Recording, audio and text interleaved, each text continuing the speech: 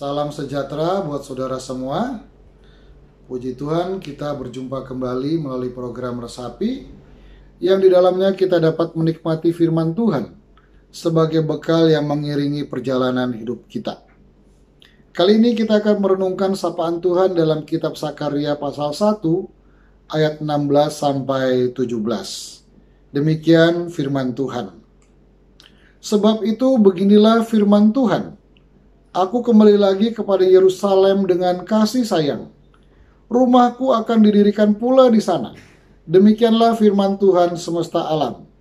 Dan tali pengukur akan direntangkan lagi di atas Yerusalem. Serukanlah ini selanjutnya. Beginilah firman Tuhan semesta alam.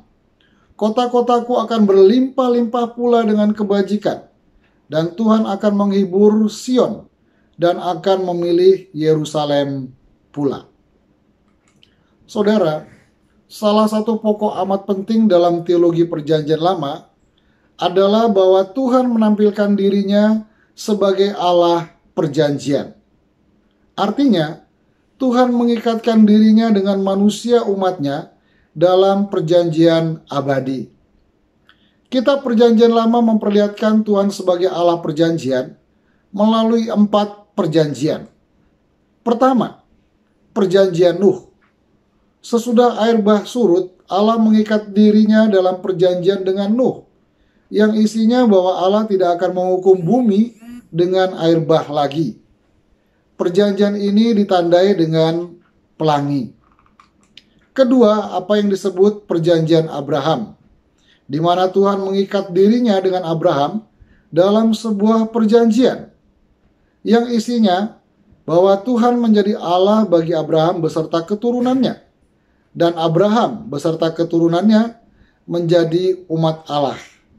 Perjanjian ini ditandai dengan sunat. Ketiga adalah perjanjian Sinai atau perjanjian Musa, yang dilakukan dengan perantaraan Musa di Gunung Sinai. Melalui perjanjian ini, Tuhan mengukuhkan perjanjiannya dengan Abraham, di mana Tuhan menjadi Allah bagi keturunan Abraham, yakni bangsa Israel, dan bangsa Israel menjadi umat pilihan Allah. Perjanjian ini ditandai dengan Taurat, yang sekaligus menjadi identitas baru bagi bangsa Israel. Keempat, apa yang disebut perjanjian Daud, di mana Tuhan menyatakan bahwa pemerintahan Daud akan menjadi pemerintahan yang kekal. Pemerintahan kekal tersebut kemudian terwujud melalui Sang Mesias yang hadir di bumi. Saudara, semua perjanjian itu dibangun oleh inisiatif Allah. Dan Allah sama sekali tidak menetapkan satu syarat pun untuk dipenuhi oleh umatnya. Kehadiran Tuhan sebagai Allah perjanjian menunjukkan bahwa Tuhan bukan semata-mata Allah surgawi, tetapi juga Allah yang membumi. Ia bukan cuma Allah di seberang, namun juga Allah yang menyambang. Ia bukan hanya Allah yang ada di sana, tetapi juga Allah yang di sini. Perjanjian itu bukan sekedar ikatan kontrak antara Tuhan dengan umatnya, namun lebih dari itu. Ketika Tuhan dan umatnya terikat dalam sebuah perjanjian, Tuhan dan umatnya menjadi keluarga yang tidak terpisahkan. Maka Tuhan tidak pernah melupakan umatnya, apapun dan bagaimanapun keadaannya. Saudara, teks yang kita baca hari ini dilatar belakangi oleh keputusan Koresi, Raja Persia yang pada tahun 538 sebelum Masehi mengizinkan bangsa Yahudi kembali ke Yerusalem dan membangun bait Allah di sana. Ada sekitar 50.000 orang Yahudi merespon kebijakan tersebut.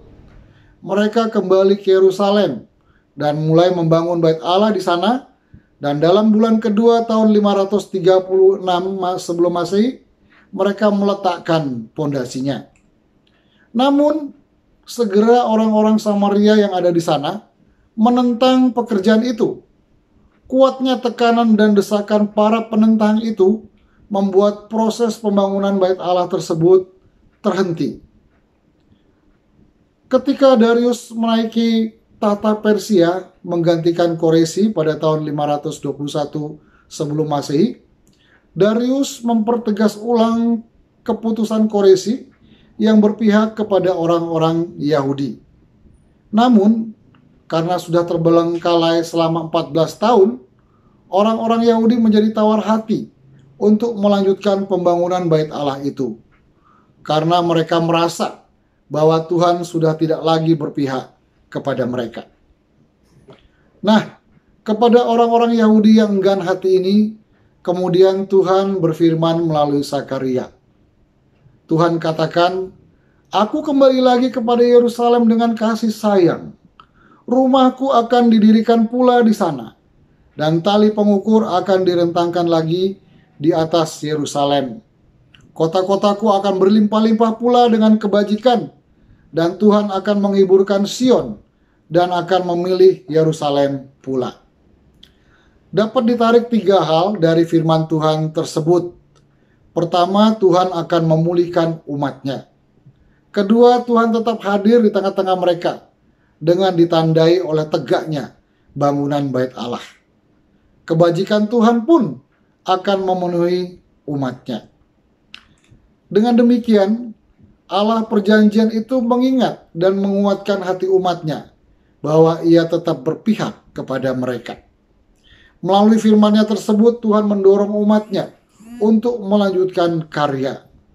Semangat orang-orang Yahudi kemudian bangkit kembali, dan mereka pun meneruskan proses pembangunan Bait Allah hingga selesai pada tahun 516 sebelum Masehi.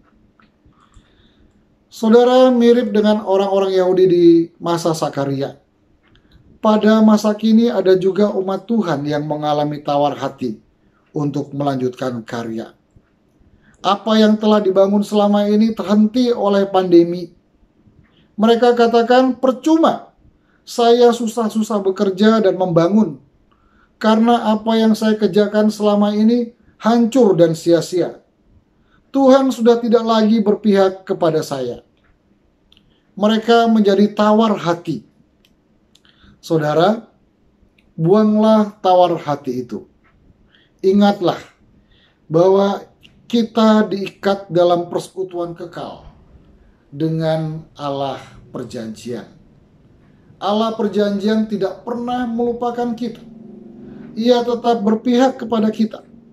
Apapun dan bagaimanapun situasi di sekitar kita, marilah bersama Allah perjanjian kita tetap melanjutkan membangun karya. Amin.